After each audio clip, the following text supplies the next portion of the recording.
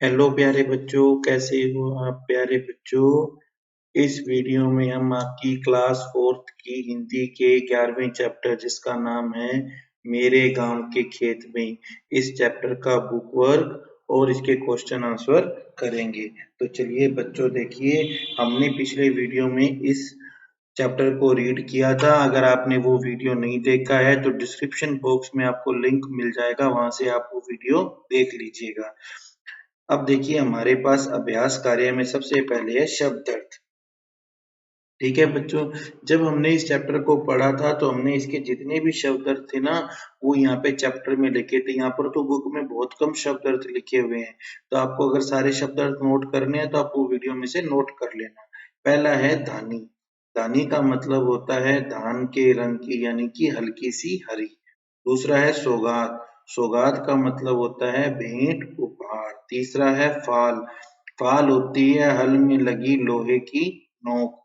फिर है छकड़ा। छकड़ा होता है बैलगाड़ी। फिर है रमझोल। रमझोल होती है घुंघरुओं की आवाज।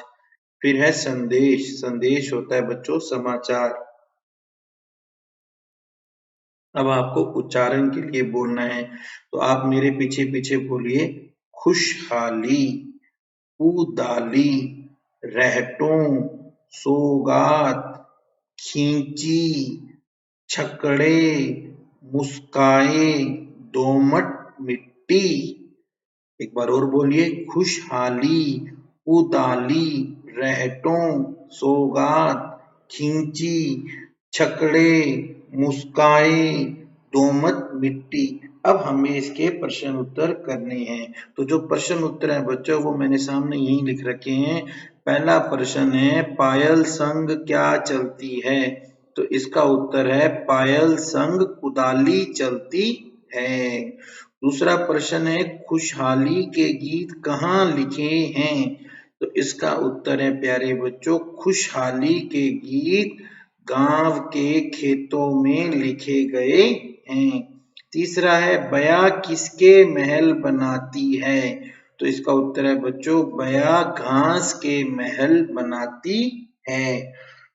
अब आपको रेगिस्तानों की पूर्ति करनी है। तो ये रेगिस्तान जो है ये हमारी किताब में से लिए गए हैं।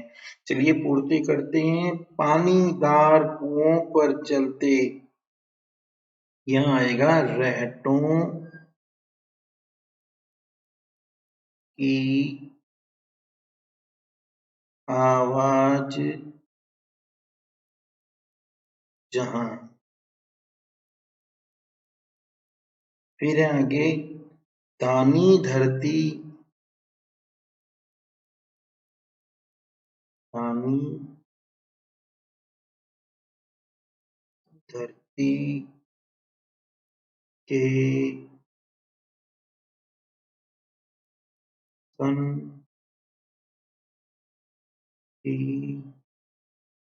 को दोरों की सौगात वहां। फिर है बैलों के खंडों ने खींची, हल की फाल जहां हर बार।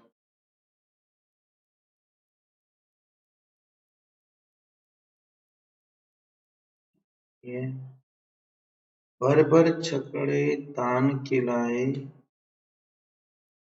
भर भर छकड़े तान के लाए, मुस्काए जिनसे घर द्वार। जहां नीम की डाली पर बैठी चिड़िया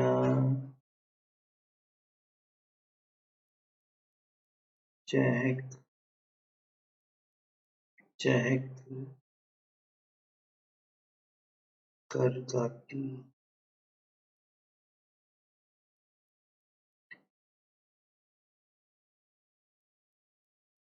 यहाँ में पूर्ण विराम लगाना है, लगा दिया मैंने।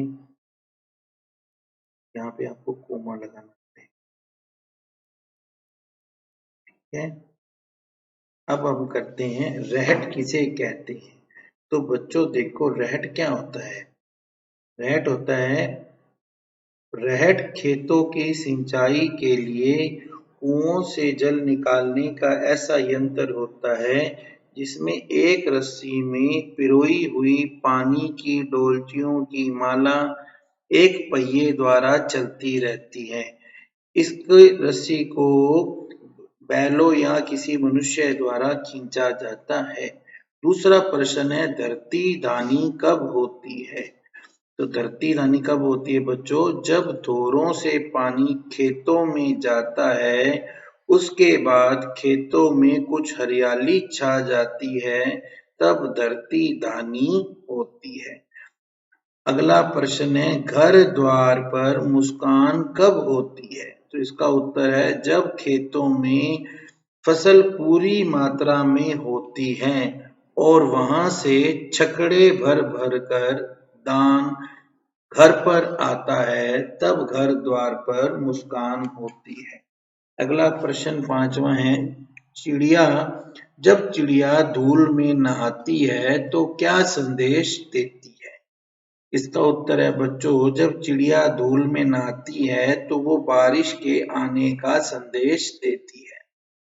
अगला है घास के महल से क्या तात्पर्य है। इसका उत्तर है बया चिड़िया घास से इस प्रकार के घोंसले बनाती है जो बहुत ही कलात्मक और सुंदर दिखते हैं। उन्हें घोंसलों का महल कहा जा सकता है। अब हमारे सामने है भाषा की बात। बादल शब्द का समानार्थी शब्द मेघ होता है। ऐसे ही आपको समानार्थी शब्द लिखने हैं तो हवा, हवा का एक समानार्थी शब्द होता है बच्चों पवन। पवन मतलब होती है हवा यानी कि, और दूसरा होता है वायु। इसी तरह से है घर, घर का एक होता है बच्चों ग्रह और दूसरा होता है सदन। आगे है धरती, धरती है बच्चों पृथ्वी और भूमि। आगे है बच्चों आकाश, आकाश का है आसमान,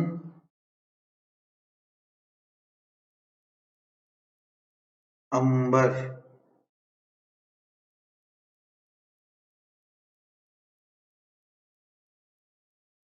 इसके बाद में बच्चों एक आपको कविता को मौखिक याद कर अपनी कक्षा में सुनाना है। तो बच्चों ये तो आपको याद करके सुनाना पड़ेगा।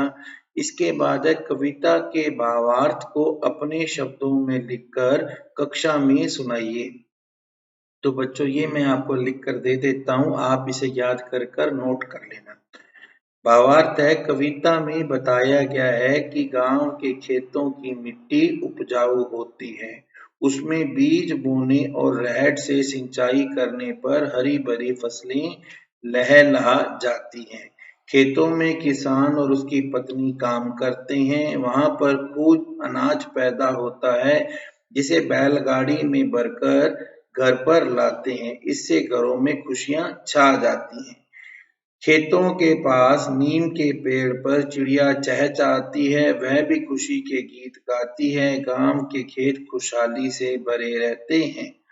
अब आपको अपने साथियों से चर्चा कर कर एक सारणी भरनी है जिसमें आपको एक तो फसलों के नाम दिए गए हैं, जैसे ये देखो सामने दिया हुआ फसलों के नाम, खेती बाड़ी के साधनों के नाम और ऋतु के नाम।